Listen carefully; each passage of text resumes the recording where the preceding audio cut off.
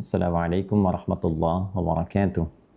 Alhamdulillahi rabbil alamin. Wassalatu wassalamu ala rasulillahil karim. Nabiyyina wa sayyidina Muhammadin wa ala alihi wa sahbihi ajma'in wa dhurriyyatihi wa ummatihi ila yaumiddin wa ba'd. Saudara-saudariku dimanapun kita semua berada, semoga tayangan kali ini menemui kita semua dalam keadaan sehat dan mulia di hadapan Allah Subhanahu wa Ta'ala. Alhamdulillah, kita telah memasuki hari ke-18 di bulan Ramadan tahun 1446 Hijrah, waktu Indonesia bagian Barat, tentu dengan zonasi seluruh wilayah Indonesia. Bermohon doa kepada Allah Subhanahu wa Ta'ala untuk kita semua tanpa kecuali.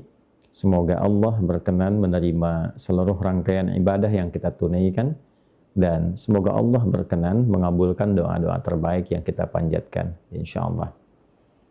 Teman-teman dimanapun berada, diketahui bahwa hari yang lalu, tepatnya 17 Ramadan 1446 Hijrah, seperti tahunnya datang Ramadan, di seantero dunia kita memeringati, mengkaji, mendalami tentang makna dan hikmah nuzulul Quran, turunnya Al-Quran. Episode kali ini akan menampilkan pendalaman dari makna dan hikmah nuzulul Quran dimaksud, khususnya yang terkait dengan penanggalan 17 Ramadan. Untuk itu mudah-mudahan dalam kajian yang singkat ini Allah Subhanahu wa Ta'ala memberikan kelancaran, pemahaman yang baik, dan kemampuan bagi kita untuk mengamalkan apa yang kita akan pelajari di kesempatan pagi ini waktu Indonesia bagian Barat, insya Allah. Teman-teman sekalian, berbicara tentang nuzulul Quran, kita antarkan dulu pemahaman dasarnya. Maka ini terbagi kepada dua proses. Proses pertama yang dimaksud nuzulul Quran, turunnya Al-Quran itu dari sumber utama di Lauh Mahfuz, firman Allah Subhanahu wa Ta'ala, 30 juz Al-Quran, 114 surah. Diturunkan dari Lauh Mahfuz ke langit dunia. Batas dari langit ke kehidupan Nabi Sallallahu Alaihi Wasallam di bumi. Jadi dari Lauh Mahfuz ke langit dunia, ila sama'id dunia. Ini fase yang pertama. Proses penurunan yang pertama ini digambarkan di dalam Al-Quran dengan ungkapan anzala yunzilu. Sekali lagi, anzala yunzilu, untuk menunjukkan sesuatu yang berlangsung turun secara sekaligus, secara utuh. Bila menggunakan bentuk pasifnya, maka menjadi unzila. Jadi, anzala yunzilu, bentuk pasifnya unzila, yunzalu.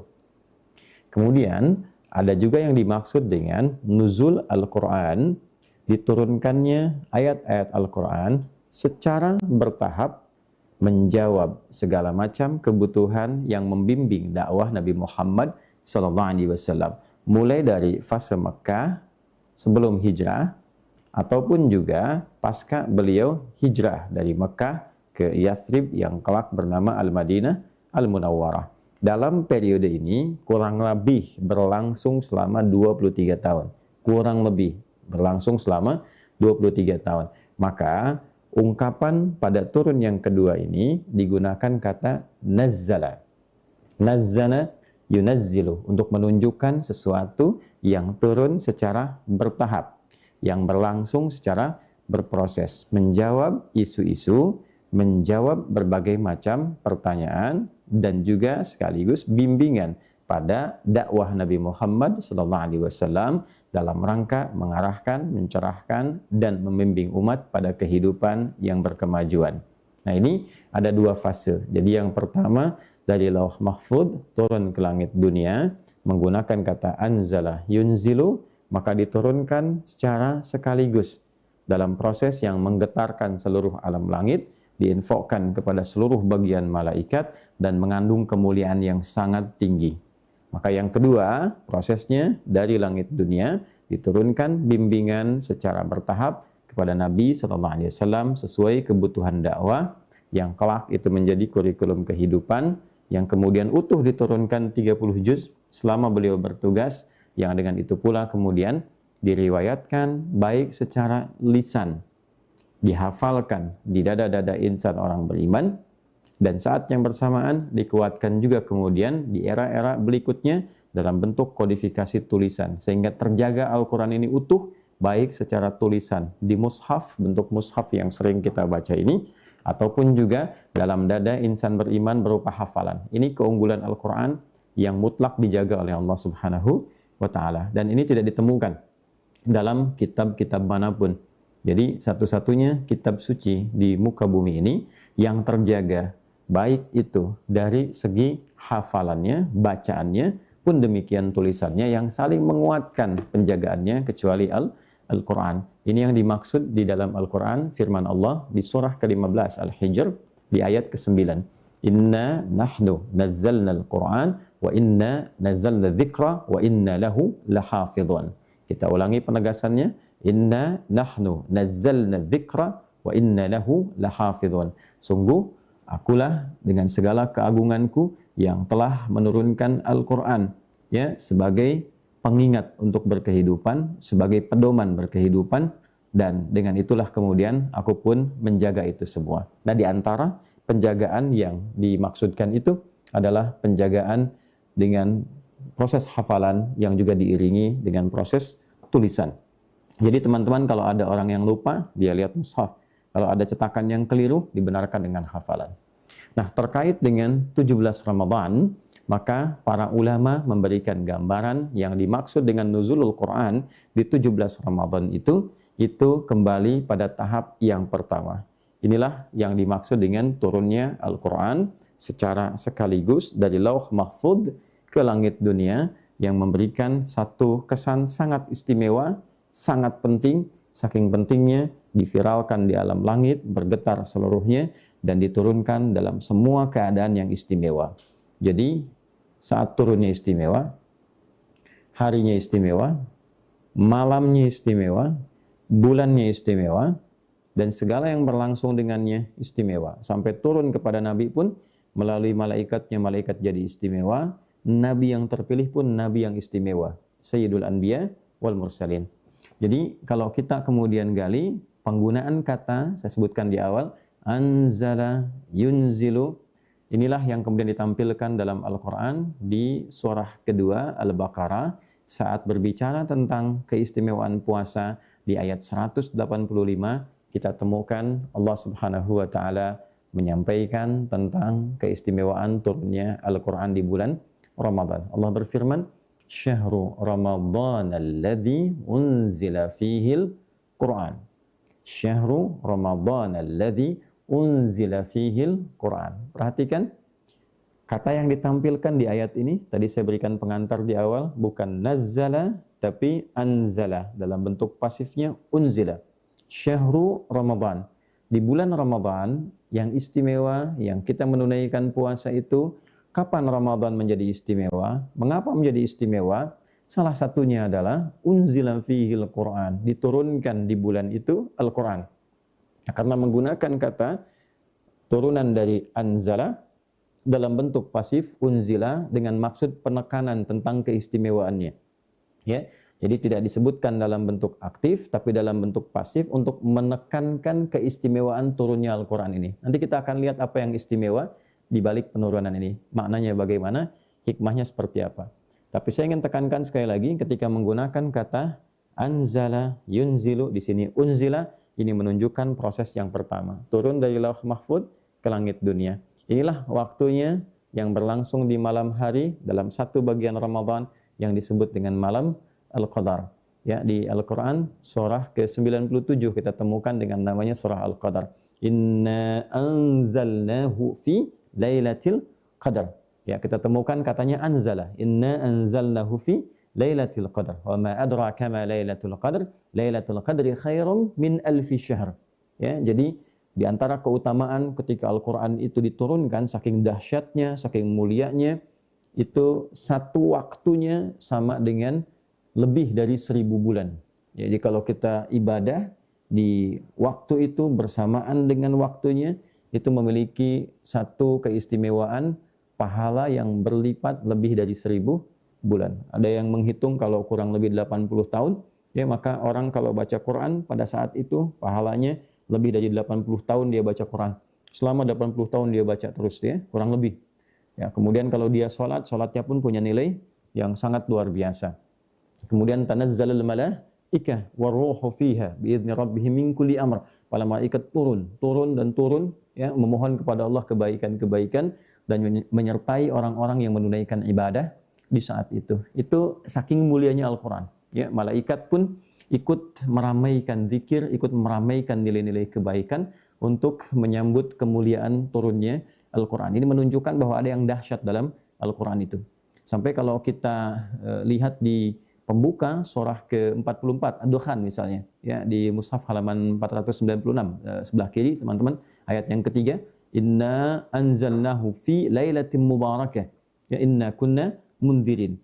Ya, sungguh dengan keagunganku ya aku turunkan Al-Qur'an itu di satu malam yang penuh dengan keberkahan, dan dengan itulah aku yakinkan, kata Allah ya, dengan Al-Qur'an itu diberikan pengingat ya, diberikan jalan-jalan kebaikan yang mengingatkan kita ya pada nilai-nilai kebaikan untuk meninggalkan segala hal yang tidak baik. Maka secara singkatnya ketika kita berbicara tentang kemuliaan Al-Qur'an, di fase yang pertama ada hikmah besar yang ingin ditegaskan oleh Al-Qur'an. Nanti pada hikmah keduanya itu adalah terapan ketika digunakan dalam berkehidupan. Maka teman-teman, di pertemuan yang pertama ini kita akan coba tarik ya terkait dengan nuzul Quran ini untuk memaknai apa keistimewaan, apa makna, apa hikmah pada proses turunnya Al-Quran ini dari Lauh Mahfuz ke langit dunia sampai kemudian diviralkan di alam malaikat, semua menyambut dengan berbagai jenis amal saleh, menyertai orang-orang yang berbuat kebaikan,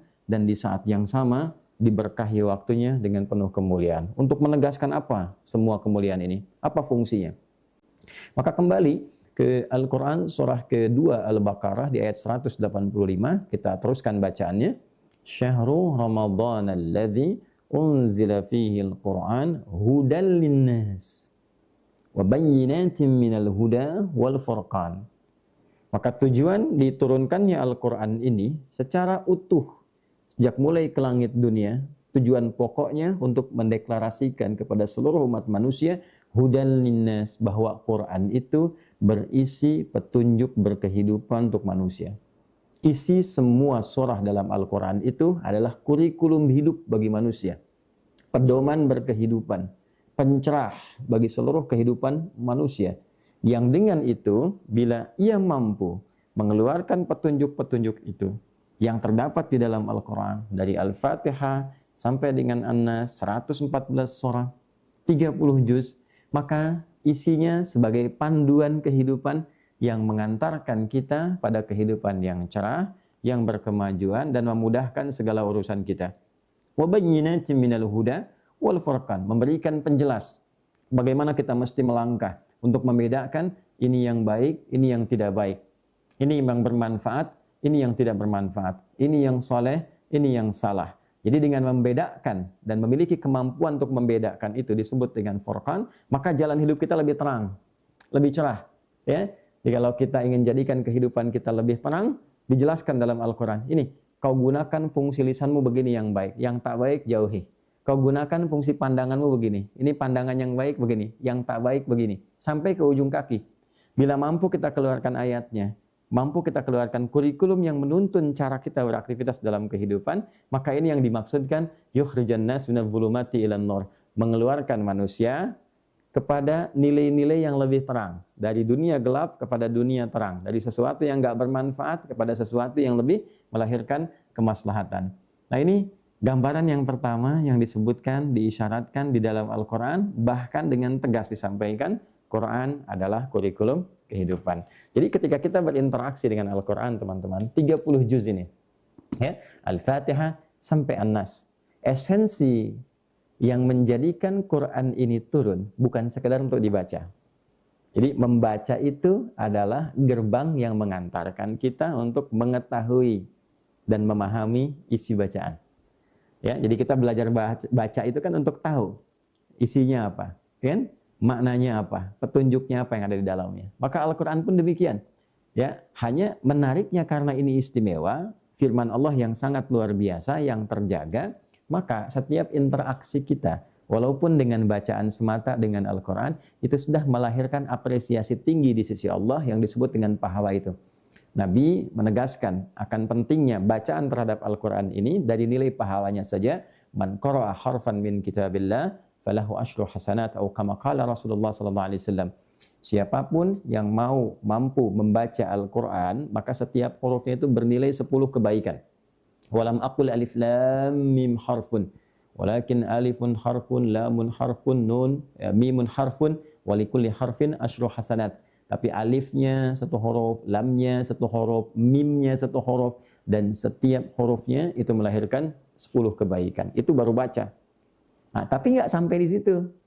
Karena keindahan Ramadan itu orang ingin senang baca Quran. Karena bulannya bulan Quran, orang ingin selalu senang baca Al-Quran. Karena bulan Quran. Makanya agak aneh kalau ada orang Islam beriman ketika di bulan Ramadan nggak bisa baca Al-Quran. Itu orang aneh. Ya. Nah, bahkan para ulama memberikan keterangan-keterangan spesifik tentang itu. Ya, jadi agak aneh kalau ada orang Islam, sekali lagi, beriman, di bulan Ramadan, itu tidak tertarik baca Quran. Nggak bisa baca Quran. Ya, itu agak aneh. Kenapa? Karena Ramadan sendiri menjadi istimewa karena Quran turun di dalamnya, sehingga disebut bulannya Al-Quran. Ya, para ulama itu berlomba-lomba baca Al-Quran, mengkaji apa? Al-Quran. Nah, dengan kita mulai terbawa untuk berinteraksi dengan Al-Quran setelah bisa baca, ya kan? Maka yang kedua adalah kita berusaha menempatkan Al-Quran sebagai kurikulum kehidupan. Caranya bagaimana? Karena ini panduan hidup, ya kan? Selama berkehidupan di dunia sampai kita kembali ke akhirat, maka keluarkanlah secara singkatnya ayat-ayat Al-Quran yang beririsan dengan aktivitas kehidupan kita. Nah, itu caranya. Ya, jadi memosisikannya bagus, membaca bagus, ada pahalanya. Menghafal lebih bagus, ya, supaya bisa dibawa dalam berkehidupan. Tapi ini akan terasa kenikmatannya, Al-Quran ini akan terasa mukjizat dan kebenarannya kalau kita keluarkan kurikulumnya yang memandu aktivitas kehidupan kita. Misal gini, ini yang belajar yang gampang dulu ya. Kita keluarkan di dalam Al-Quran panduan tentang memfungsikan anggota tubuh kita. Tadi saya antarkan di awal. Ya, apa ayat-ayat yang berkaitan dengan pikiran. Bagaimana berpikir itu bisa baik. Bukan hanya positive thinking. Ya, menghadirkan dugaan-dugaan yang positif untuk memberikan motivasi kepada diri agar semangat mengerjakan sesuatu. Ya kan? Yang disebut dengan husnuzan itu. Ya, bukan hanya tentang cara berpikir yang positif dalam arti menguatkan diri, membangun motivasi, tapi juga bagaimana memfungsikan akal ini supaya berpikir benar. Ya, akalnya sehat kalau dalam bahasa sekarang. Akal yang sehat itu bagaimana? Di Quran itu lengkap. Ada tafakkur, mengkonstruksikan akal pikiran itu sesuai dengan giat kita. Merumuskan kegiatan sebelum dikerjakan. Gunakan akalnya. Hari ini saya akan merencanakan apa? Kira-kira tantangannya bagaimana? Ya kan? Menghadapinya seperti apa? Itu Quran itu sampai bicara seperti itu. Kemudian setelah itu bagaimana? Ya, analisisnya menggunakan tanadzur, riset. Pekerjaan-pekerjaan ini akan menghasilkan kebaruan apa? Novelty-nya apa? Manfaat bagi diri sayanya apa? Kemudian tadabbur, mempelajari dampak dari satu kegiatan. Kalau ini dikerjakan seperti ini, dampaknya akan bagaimana? Ya? Setelah itu tadzakur, bagaimana mengkorelasikan kegiatan duniawi kita tersambung dengan ingatan kita kepada Allah sehingga punya nilai di hadapan Allah untuk pulang. Sampai segitunya. Itu tadzakur. Ya, dipersingkat nanti ada zikir dan fikir. Bagaimana fikir itu mengoneksikan diri kita, ya, secara aklani, akal kita secara intelektual dengan zikir, ketersambungan dengan Allah sang pemberi akal ini. Supaya punya nilai di hadapan Allah. Jadi ketika berfikir pun itu ada pahalanya. Ya, terbayang nggak? Berfikir itu ada pahalanya. Dan ketika pikiran dikeluarkan dari knowledge, dari pengetahuan, ya, kemudian menjadi sebuah karya, karyanya pun jadi nilai ibadah. Dan itu yang dilakukan para ulama kita dulu. Itu baru dari pikiran. Ya, sehingga Anda bisa bayangkan dari orang yang hidup di zaman jahiliyah, ya, titik kriminal paling rendah ya di masa itu gitu, tiba-tiba dengan pedoman Al-Qur'an ini bisa mengantarkan mereka pada status khairul ummah, orang terbaik yang pernah berkehidupan di bumi. Berubah dari cara berpikirnya, cara merumuskan sesuatu, cara mendedikasikan karya. Setiap karya itu ada manfaat dan viral sampai sekarang, melewati zamannya. Ya, bagaimana seseorang yang betul-betul memaknai Al-Quran dengan baik, mengamalkan petunjuknya sesuai dengan kebutuhan hidupnya, maka karyanya pun itu melampaui zamannya. diingat ia, bahkan melampaui batas usia kehidupannya. Nah, ini teman-teman, setelah nanti dari akal pikiran tembus misalnya ke pandangan. Apa ayat-ayat Al-Quran yang bicara tentang mata? Bagaimana mata ini dibimbing untuk memandang, untuk melihat. Ini yang harus dilihat. Ya, kalau kira-kira tak pantas untuk dilihat, begini cara memalingkannya. Dari mata turun, kemudian ke lisan. Mulut dibimbing cara bicara. Bicara yang baik seperti apa? Bicara yang bernilai bagaimana?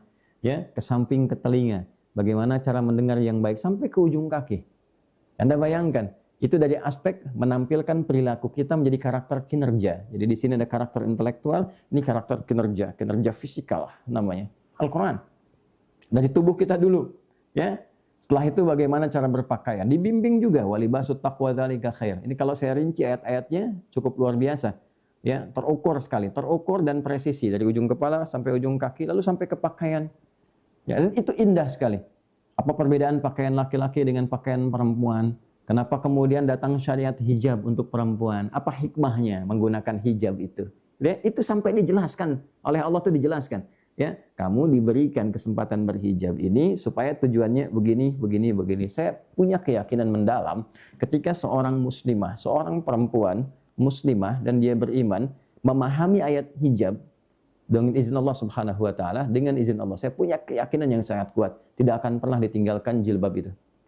Tidak akan pernah ditinggalkan hijab itu. Karena itu tanda cinta dari Allah yang memberikan perlindungan kepada setiap muslimah. Ya, asa an yu'rafna fala yu'daina, diberikan hadiah hijab itu untuk dikenali sebagai seorang muslimah sehingga berlaku hukum perlindungan untuknya. Setiap yang mengenakan jilbab itu, dia muslimah, maka wajib bagi orang sekitarannya, pria-pria muslim untuk melindunginya. Dan itu ada kisahnya. Ya, Masya Allah gitu ya. Kemudian itu baru pakaian. Sekarang kita bawa dalam kehidupan. Kehidupan rumah tangga. Pernahkah kita mengeluarkan ayat misalnya, ayat-ayat tentang seorang pria dengan fungsinya di rumah tangga. Sebagai anak laki-laki bagaimana? Ya, lalu sebagai suami bagaimana? Apa kewajibannya? Ya kan? Apa haknya? Sebagai ayah bagaimana ketika punya anak? Ya pun demikian dengan yang perempuan. Sebagai anak kepada orang tua bagaimana? Kalau jadi istri kepada suami mesti bagaimana? Kalau jadi ibu kepada anak bagaimana? Pernah nggak keluarkan ayat-ayatnya dalam Al-Quran? Kenapa ada surah perempuan, An-Nisa? Ya, tapi nggak ditemukan surah laki-laki, ya. Itu ada hikmahnya juga. Nah, jadi teman-teman sekalian, semua ayat-ayat ini berupa pedoman kehidupan, itu membentuk kurikulum. Ada kurikulumnya, ada bagian-bagiannya. Nah, orang-orang yang konsentrasi mengeluarkan kurikulum ini berdasarkan petunjuk ayat-ayat ini dan ia tunggangi ayatnya dalam kehidupan, menjadi pemandu ia dalam kehidupan berdasar semua catatan perjalanan sejarah 100% sampai hari ini. Tidak ada orang yang menjadikan Al-Quran sebagai pedoman berkehidupan kecuali menjadi orang yang terbaik, teladan di zamannya dan inspiratif, membawa nilai-nilai kebaikan. Ya, dipraktekkan lagi dalam kehidupan. Teman-teman yang berbisnis, keluarkan ayat-ayat bisnis. Teman-teman yang di birokrasi, keluarkan ayat-ayat tentang tata kelola pemerintahan. Ya kan? Teman-teman yang hidup di dunia pengetahuan, keluarkan ayat-ayat tentang ilmu. Ya, ilmu itu bagaimana? Puncak tertinggi ilmu itu apa? Ya kan? Bagaimana kontribusi dari pengetahuan menjadi karya yang sifatnya bisa bermanfaat dalam kehidupan. Bagaimana cara kita belajar untuk meningkatkan wawasan sekaligus mengoneksikan wawasan ini dengan pemberi pengetahuan kepada Allah. Saat yang bersamaan belajar ilmunya menguat, imannya pun meningkat. Dan hebatnya begini, ada lagi panduan dalam Al-Quran ketika seseorang menuntut ilmu, diupayakan sebaik-baiknya dia membawa riset yang dibutuhkan di tempat dia tinggal. Itu di Quran ada. Surah ke-9 misalnya, kalau kita bawa ke ayat 122. وَمَا كَانَ الْمُؤْمِنُونَ لِيَنْفِرُوا كَافَّةً فَلَوْلَا نَفَرَ مِنْ كُلِّ فِرْقَةٍ مِنْهُمْ طَائِفَةٌ لِيَتَفَقَّهُوا فِي الدِّينِ وَلِيُنْذِرُوا قَوْمَهُمْ إِذَا رَجَعُوا إِلَيْهِمْ لَعَلَّهُمْ يَحْذَرُونَ. Tidaklah semua insan beriman itu berjuang ke medan perang seluruhnya, ya, untuk membela negaranya, mempertahankan nilai kebaikan dan keimanannya. Mesti ada di antara mereka juga yang berjuang dengan pengetahuannya, berjuang dengan penanya, dia belajar. Bagaimana cara berjuang dengan pena, belajar, sehingga mampu berbakti untuk negaranya, untuk bangsanya, untuk daerahnya, dalam konteks beribadah kepada Allah, maka belajar dengan serius. Dia tafaqahu fiddin, sampai paham, sampai ngerti. Ya, teman-teman ada yang belajar di dalam negeri, ada yang keluar negeri, ada yang di Timur Tengah, ada yang di Amerika, ada yang di Eropa, ada yang di diaspora, macam-macam di luar itu. Ya, yang terbaik itu bagaimana? Anda yang dari tiap daerah itu, apalagi dibiayai negara untuk belajar itu, keluar, riset kepentingan di daerah kita masing-masing. Ya, misal yang dari Sumatera nih, Sumatera Barat misalnya kan, ada yang dari Bukit Tinggi, Sumatera Selatan, ada yang dari Medan misalnya sampai ke Binjai. Sumatera Selatan tuh Palembang ya, Sumatera Utara dari Medan sampai ke Binjai misalnya, misal ya. Nah ini ketika berangkat keluar, apa keperluan di Bukit Tinggi? Riset. Oh ini yang dibutuhkan, mengembangkan desa saya begini. Ambil spesialisasi yang kiranya itu bisa membantu daerah kita bisa maju berkembang. Kita spirit Quran itu sampai begitu. Ya, yang dari Medan, yang dari Binjai, yang dari Deli Serdang, yang Palembang, ya kan? Ya, sampai ke Muara Enim, sampai ke Jakabaring dan seterusnya. Dipelajari kebutuhannya apa di daerah saya. Karena setiap daerah itu punya keunikannya, punya keistimewaannya, punya karakteristiknya. Secara geografis berbeda, secara sosiologis masyarakatnya boleh jadi juga tidak serupa karakternya. Apa yang dibutuhkan di daerahnya? Riset, belajar. Termasuk ini dalam kampus nasional, lokal, di domestik. Ya, ada yang dari Sumatera ke Jawa, kuliah di beberapa kampus-kampus elit. Bukan hanya cari gelar. Ya, Quran memandu kita bagi seorang muslim. Coba riset kebutuhan daerahnya bagaimana. Pulang, ada yang lulus ITB, ya, lulus UGM misalnya, lulus UI, lulus di kampus-kampus lain dan sebagainya, ya kan? Pulang ke daerah masing-masing, maka apa yang dia lakukan? Dia riset daerahnya butuh apa, dan ketika pulang ke daerahnya dia bangun daerahnya kembali sehingga maju. Nah ini kalau kita praktekkan bagi mahasiswa-mahasiswi yang muslim tuh, muslimah, ambil aja itu. Ya. Balik, bangun negeri kita, itu Masya Allah, pasti terbantu. Dengan spirit itu terbantu. Nah ini kurikulum, dulu seperti itu. Semua orang yang belajar, ya, itu memberikan kontribusi terbaik untuk daerahnya, untuk negaranya, sehingga dia bangun itu dan jadilah kemudian satu peradaban yang mencerahkan dan berkemajuan. Ini teman-teman sekalian spirit yang kalau kita praktekkan dengan sungguh-sungguh, dengan serius, liyundziru qaumahum idza raja'u ilaihim, pulang kembali. Bahkan ini yang paling menariknya ada training for trainers. Kumpulkan lagi kader-kader, ya, yang dari luar negeri balik ke daerahnya, kumpulkan lagi. Oh, siapa yang mau jadi ahli tafsir? Ya, kuliah ke Universitas A, Universitas B, Universitas C di luar, ya kan? Ada yang misalnya ke Madinah, ada yang ke Ummul Qura di Mekah, ada yang ke Al-Azhar, ada yang kuliah dakwah di Libya, ada yang ke Zaitunah di Tunisia. Alumninya pulang, kumpulin di daerahnya itu, berikan mereka wawasan, berikan pencerahan, siapkan, latih bahasa Arabnya dengan bagus, berikan jalan yang benar, ya kan? Setelah itu berikan informasinya. Ya, setelah informasinya diberikan, bangun aksesnya, berangkatkan. Kerjasamakan dengan Pemdanya untuk memudahkan mereka berangkat dan balik lagi, ngajar lagi, isi madrasah-madrasah. Setiap desanya dipimpin oleh imam-imam, alumni-alumni yang baik, yang paham agama dengan benar. Itu kalau bisa seperti itu, Masya Allah. Nah ini yang sekarang ini barangkali penting untuk kita kembangkan dalam berkehidupan. Ini kalau seperti ini caranya, insya Allah kan akan manfaatnya terasa. Itu kenikmatan Quran baru terasa ketika kita bisa mengamalkannya. Demikian teman-teman. Ya, jadi yang beraktivitas di pemerintahan pun misalnya, gitu kan? Ini ada ayat-ayatnya sendiri. Ya, tentang berbicara tentang keamanan, berbicara tentang militer, berbicara tentang pengadilan, ya.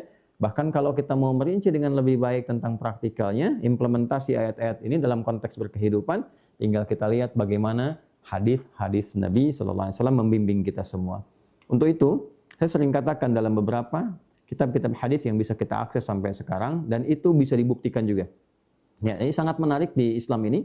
Al-Qur'annya punya sanad, transmisi riwayat yang tersambung sampai ke Nabi sallallahu alaihi wasallam, dari Nabi tersambung juga riwayatnya sampai ke Rabbul Alamin, Allah Subhanahu wa taala.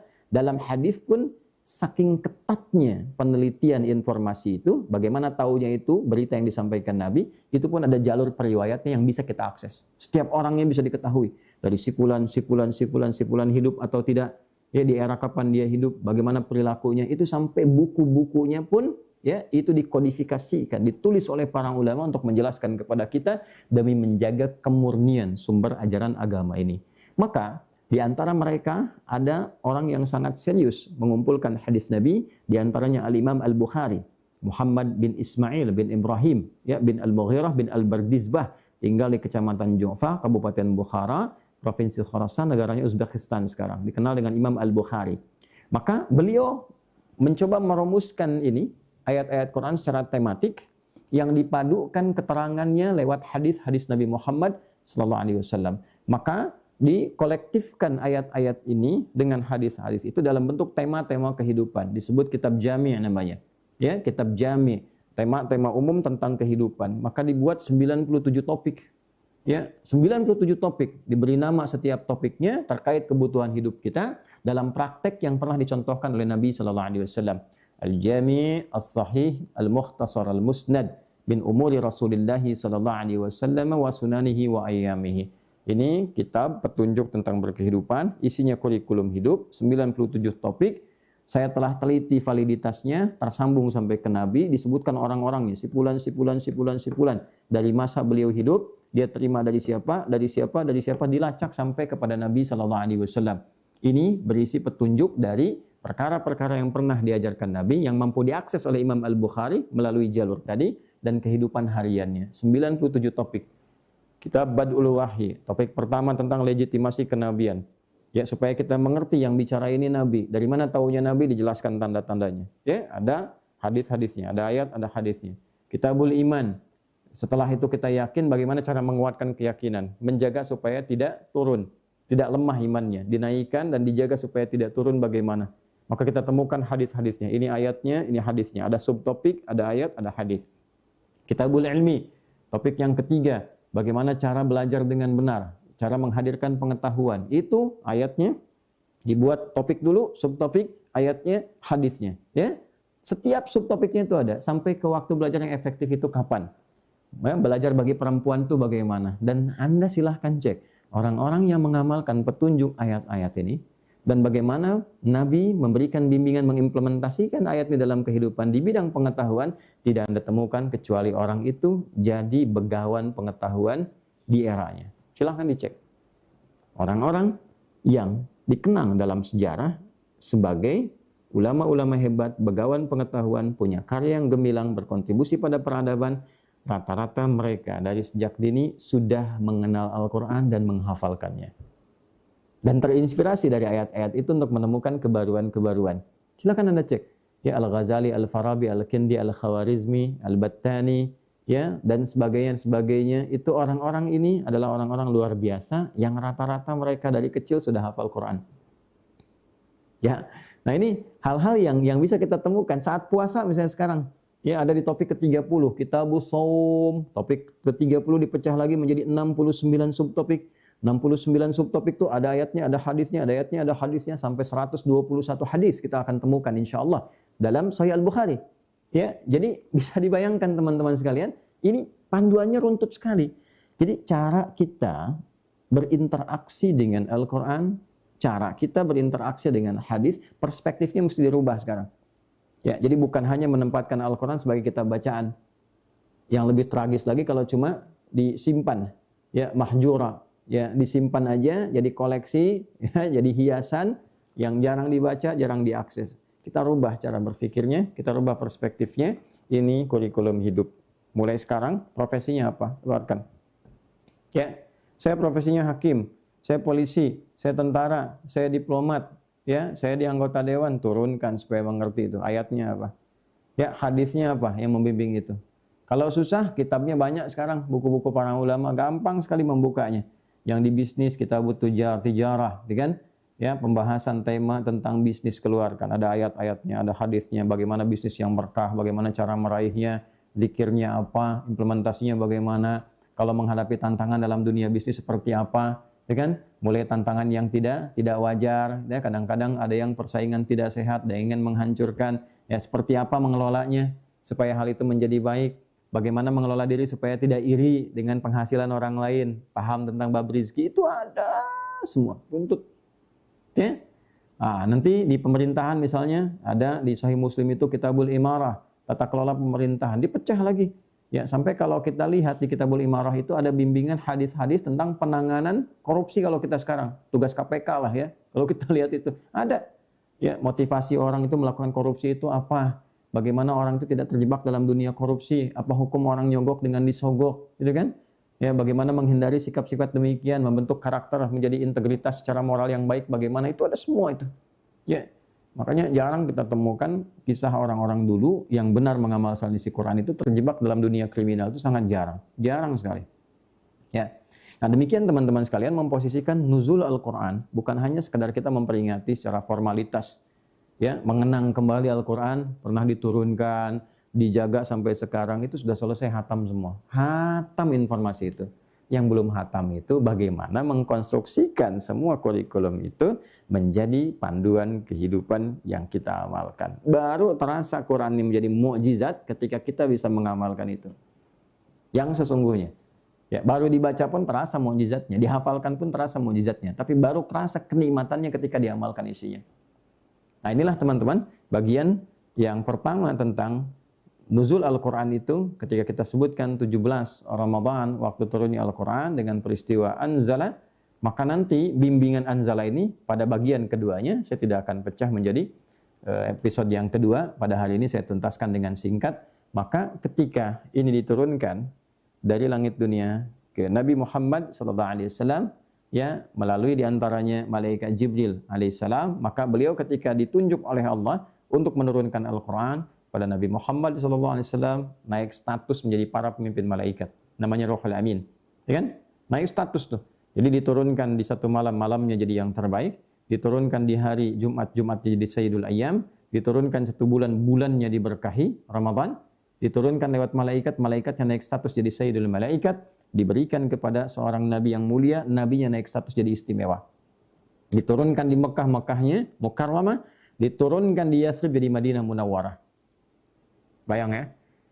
Nah, itulah secara periodik dituntun Nabi Muhammad SAW untuk menerapkan, memberikan petunjuk dan mengamalkan isi Quran, memandu umatnya sesuai dengan kebutuhannya. Allahu Akbar. Jadi selama perjalanan berkehidupan berdakwah, kurang lebih 23 tahun, dari fase Mekah ke fase Madinah, sampai beliau meninggal dunia, kemudian sebelumnya tuntas Quran diturunkan, itu dipandu penempatannya. Ada kasus begini, ini cara menyelesaikannya. Ada tindakan orang terjebak dengan khamar. Khamar itu segala macam hal konsumtif yang merusak akal. Kalau dulu lebih banyak dengan minuman keras, ya, tuak, arak, dan sebagainya, gitu kan? Nah, kalau sekarang bisa kita pahamkan juga dengan sebutan mirasantika, gitu kan? Minuman keras dan narkotika. Segala yang merusak akal, narkotik. Mau sabu kah, mau ekstasi kah, mau macam-macam itu yang merusak akal itu masuk pada kategori itu. Nah, penanganannya bagaimana? Kalau orang kena candu bagaimana membebaskannya, gitu kan? Nanti ada tindakan kriminal, penyakit sosial lainnya di masyarakat. Ada yang fahsya sifatnya, zina dengan segala turunannya, ya. Ada zina, ada LGBT misalnya, ada macam-macam, ada hal-hal yang mengarah kepada sifat pornografis atau porno aksi, bagaimana penanganan hal-hal yang demikian, ya kan? Itu ada semua. Ayat-ayat tuntunannya sampai praktikal. Nabi mengatasi masalah sosial itu seperti apa? Penyakit-penyakit sosial. Ya, sampai ada yang kemudian dari sebab kefakiran, kekurangan kesejahteraan, ya, ada yang harus memaksa dirinya untuk mencuri, misalnya kan, bagaimana hukum bagi orang yang terpaksa keadaan demikian, tapi juga bagaimana mencegah orang-orang supaya ya tidak masuk dalam dunia kriminal. Nah, itu petunjuknya ada semua. Ya, jadi kalau kita bisa coba gali itu dengan petunjuk yang terangkai. Jadi apa sih yang kurang lengkap dalam kehidupan Nabi itu? Orangnya ada, sejarahnya jelas, situsnya sampai sekarang masih ada. Dari tempat lahirnya Nabi masih ada sampai sekarang. Ya, sampai makamnya pun meninggalnya di mana, posisinya di mana ada sampai sekarang. Anda bayangkan, perjalanannya jelas. Tidak ada satu manusia pun yang dibahas dari mulai sebelum lahir sampai meninggal dunia, bahkan setelah meninggal, kecuali Nabi mulia Muhammad SAW. Anda silahkan cek. Ya, sebelum lahir itu sudah dibahas. Kakeknya siapa? Anda bayangkan, kakeknya siapa? Ayahnya siapa? Ibunya siapa? Pamannya siapa? Paman yang baik bagaimana? Yang kurang baik bagaimana? Itu kan? Ketika terlahir, dari mulai lahirnya kapan? Kejadian dunia ketika beliau lahir seperti apa? Silahkan dicek dari penamaannya, dari mulai tumbuh, ya, dari tumbuh diasuh oleh siapa, diberikan ASI oleh siapa. Nggak ada orang yang dalam hidupnya diriwayatkan selengkap ini.